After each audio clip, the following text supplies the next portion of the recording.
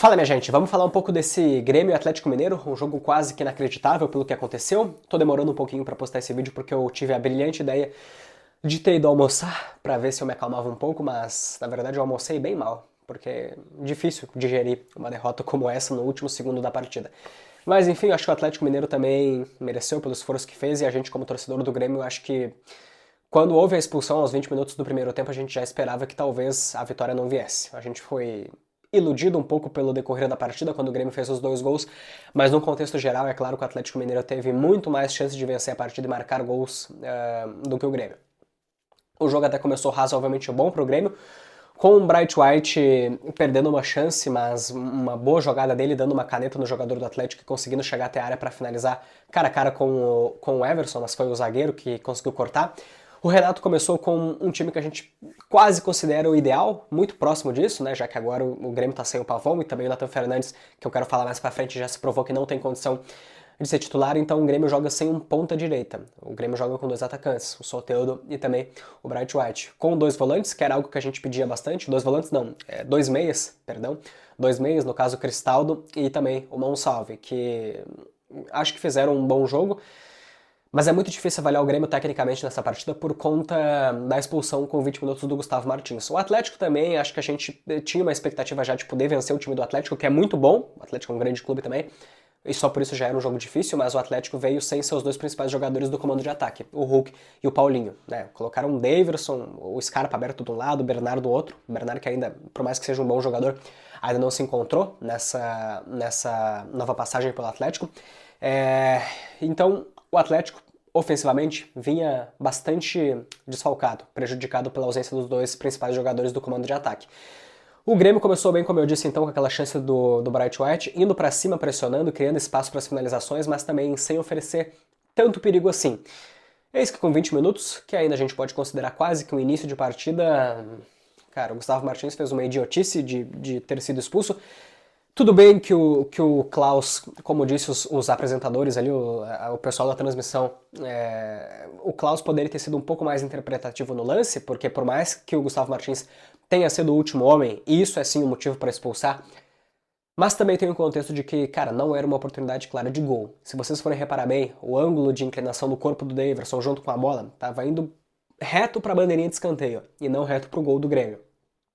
Assim, eu acho que ele foi muito rigoroso naquele lance, era meio de campo ainda. Cara, o Daverson não é um jogador rápido, eu acho que o Grêmio conseguiria fazer uma cobertura, mas também não vou falar que é um super absurdo, porque tinha contexto para expulsar o Gustavo Martins pela idiotice que fez, de ter se atrapalhado com a bola. Tudo bem que o passe que ele recebeu também já foi ruim, mas se livra da bola, sabe? Um lance de muita infelicidade do Grêmio, que perdeu esse jogador muito cedo então, e como eu disse, a gente esperava talvez o Atlético Mineiro vindo muito para cima, como foi, mas sem muitas chances de conseguir fazer um gol. O Atlético Mineiro apostava muito pelas laterais. No centro de campo, o Atlético não conseguia criar grandes coisas, apostando muito principalmente com o Gustavo Scarpa na ponta direita e com o Bernard na esquerda. Acho que o perigo maior, na verdade, se deve ao Scarpa na esquerda cruzando aquelas bolas para a área. Se vocês forem olhar bem o mapa de calor que o Atlético Mineiro atacou mais, foi justamente por aquele canto onde, curiosamente, é o Reinaldo. Né? Os próprios comentaristas sempre falam isso. O Grêmio é um time que é muito atacado pelo lado da lateral do Reinaldo. É justamente porque os outros clubes sabem da fragilidade defensiva que o Reinaldo oferece, embora nos últimos jogos eu até acho que ele nem tenha sido comprometedor. Isso aí já faz coisa a mais de mês, onde a gente criticava muito ele por conta disso. Mas o Atlético atacava muito por aquele lado, e o Grêmio já sem um zagueiro era quase um Deus nos acuda. O Renato acho que foi corajoso, deixando o mesmo time em campo até o final da primeira etapa, sem modificações. Um Grêmio que conseguiu achar 2 gols, aí sim, por méritos também do Grêmio, por óbvio. O primeiro gol com o Bright White, num desvio do Kahneman depois da cobrança de escanteio. Acho que o Bright White merecia fazer esse gol, acho que é muito bom para ele, para pegar um pouco mais de confiança. Pô, o coitado chegou aqui e viu 2 eliminações de cara do Grêmio, numa semana contra o Corinthians, na outra semana contra o Fluminense, ambas pela Copa do Brasil e pela Libertadores. Então acho que foi muito bom para ele ter feito esse gol, mas aí a gente avança um pouco e o Grêmio consegue fazer um 2-0 com o Cristaldo. Aí sim o otimismo tomou conta. O Grêmio conseguiu fazer esse 2-0 com o Cristaldo numa grande jogada do Soteldo, que, cara, para mim é o jogador que consegue desequilibrar do Grêmio. Acho que ele não pode ser reserva de jeito nenhum. Foi numa cabeçada do Cristaldo, então, num rebote da trave, que ele conseguiu fazer o 2-0 e o otimismo tomou conta. Acho que a partir daquele momento O Grêmio se recuou um pouquinho mais ainda no finalzinho da primeira etapa, por se tratar já próximo do intervalo, e o Atlético começou a vir para cima, mas como eu disse, sem grandes oportunidades no primeiro tempo. Por mais que eu fiquei com certo receio do Atlético conseguir descontar no primeiro tempo, isso aí bagunçaria muito o jogo para a segunda etapa, visto que o Grêmio daí saberia que o Atlético estava a um gol de empatar o jogo e com isso, quem sabe, conseguir uma virada também. Acabou que, ainda bem, não aconteceu, o Grêmio teve um pouco mais de tempo para trabalhar a sua estratégia para o segundo tempo. O Gabriel Milito começa a colocar jogadores, colocou dois ainda no intervalo e depois ainda colocou o Vargas no finalzinho, colocou o Allan Kardec. Enfim, o Milito mexeu um pouco no time do Galo. O Renato colocou o Nathan Fernandes, que curiosamente depois foi até substituído. Aliás, curiosamente não. Acho que foi bem substituído porque é um jogador que o mental dele tá muito fraco. Ele começou bem sendo um jogador muito promissor ano passado, quando entrou esse ano ainda, tendo feito aquele gol heróico contra o Estudiantes na Libertadores, jogando lá na Argentina. Foi contra o Estudiantes? Independiente. Enfim, foi Independiente ou foi Estudiantes? Agora até não me lembro. Mas aquele gol que o Grêmio também estava com um jogador a menos, o Vila Sante tinha sido expulso, e aí numa jogada de arranque do Gustavo Martins, o Nathan Fernandes conseguiu fazer aquele gol, dando uma vida pro Grêmio na Libertadores, e por conta disso, claro que ganhou muito crédito. Mas se você pegar o que é os últimos jogos do Nathan Fernandes, cara, parece um jogador que tá mole, tá molenga, tá um pouco, não digo descompromissado, mas sem confiança nenhuma e no momento não tá merecendo, acho que nem ser relacionado para uma partida. Embora agora o Grêmio tenha vendido o Gustavo Nunes, então também não sei como é que vai ficar essa questão dos pontos do Grêmio, que no momento o Pavão tá lesionado e por conta disso também acaba fazendo bastante falta. A gente estava pensando que tinha bastante atacante, mas a partir do momento que a gente tem um lesionado e o substituto imediato, que era o Gustavo Nunes, perdão, vendido, o Grêmio parece que fica com um elenco já um pouco mais curto ofensivamente. O Diego Costa também tá lesionado e, enfim, aí já tô falando mais de centroavante, mas também é um desfalque ofensivo importante que o Grêmio tem.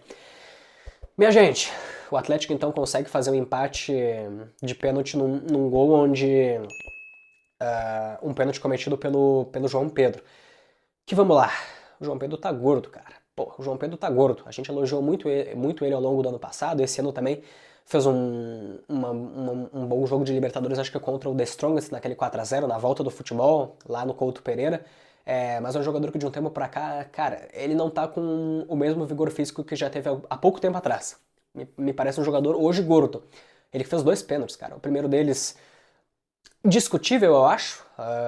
Por mais que houvesse um toque, eu não sei se era o suficiente para desequilibrar o jogador do Atlético Mineiro. Acho que o Klaus também. Cara, fica difícil falar que aquilo ali não foi pênalti também, porque aconteceu um toquezinho, mas me parece muito fraco pro jogador do Atlético Mineiro ter feito aquela queda. Mas aí vai da malandragem também do jogador adversário marcar o pênalti. O Gustavo Scarpa bate, faz o gol, e depois aí o Atlético consegue, através de outro pênalti, esse sim, também mais escancarado ainda, o pênalti do João Pedro, que pulou com os braços abertos. Hoje você já não pode mais correr esse tipo de risco no futebol, porque fatalmente é marcado. Foi bem marcado, dessa vez o Scarpa já tinha saído e o Palácios conseguiu fazer o gol. Mas nos 2 pênaltis a gente repara novamente da fragilidade que o Marquezinho oferece nessas disputas de penalidades, onde me parece um goleiro já sem estatura e também pula antes. Ele não acerta o canto, cara. Eu acho que o único pênalti que eu vi o Marquezinho acertar um canto pelo Grêmio foi no último pênalti da disputa contra o Fluminense. O John Arias fez o pênalti que classificou o Fluminense para as quartas de final da Libertadores. Só. Acho que foi o único pênalti que eu vi o Marquezinho acertar um canto. Fora isso, pula antes, não tem bom tempo de bola. Se vocês forem ver bem, no jogo de hoje teve 2 conclusões do Atlético Mineiro onde a bola vai nele e ele acaba soltando. Ele solta. Parece que é um goleiro que não tem confiança pra agarrar uma bola. Ele é muito bom, é líder, assim, porra, mas, cara, me parece que não é um goleiro pra ser afirmado no Grêmio, infelizmente. Infelizmente mesmo, porque nos últimos anos a gente tem passado problemas com goleiros. Desde a saída do Marcelo Godoy lá atrás, em 2019, né? Depois veio o Paulo Vitor, depois foi Breno, Gabriel Grando, Marquezin, o Kaique, sabe? Complicado. Mas enfim, gente, pra piorar, o Atlético Mineiro ainda consegue fazer um gol no último minuto numa finalização uma bomba do Guilherme Arana, onde o Marquezinho acabou espalmando pra dentro da área e aí o Vargas, lei do ex, acabou cabeceando sozinho dentro da área e fazendo um 3-2 quase que inacreditável. Os torcedores do Galo devem estar nas nuvens nesse momento com o resultado, mas o Grêmio, a gente como torcedor, pô, mano, pensa que bosta, mano. Era um jogo que o Grêmio poderia ter vencido, embora, como eu disse, ela é muito complicada a gente pensar nessa possibilidade antes do Grêmio ter feito 2-0. Porque o Atlético Mineiro é quem tomaria as rédeas da partida por ter um jogador a mais, ter bons jogadores, por mais que tivesse o desfalque do Hulk e do Paulinho, era o Atlético que queria colocar a bola no chão e criar as oportunidades. E foi assim que foi o jogo. Um resultado horrível, o Grêmio estaciona com a mesma pontuação, não tem chance de ir para a zona de rebaixamento nessa rodada, acho que nem na próxima, mas é muito pouco para um time que quer chegar até a disputa da Libertadores. O jogo seria outro, a gente iria analisar outra partida, mas é claro que o Grêmio acabou completamente comprometido taticamente, também emocionalmente, fisicamente. Os jogadores tiveram que correr muito mais do que era necessário por conta da cabacice do Gustavo Martins, que foi expulso com 20 minutos de partida. Mas é isso, gente. É uma pena. Deixa a opinião de vocês aí embaixo. Se gostou do vídeo, deixa um like, se inscreve no canal também, pra ajudar a gente a crescer aqui no YouTube, tá certo? Tamo junto, até a próxima.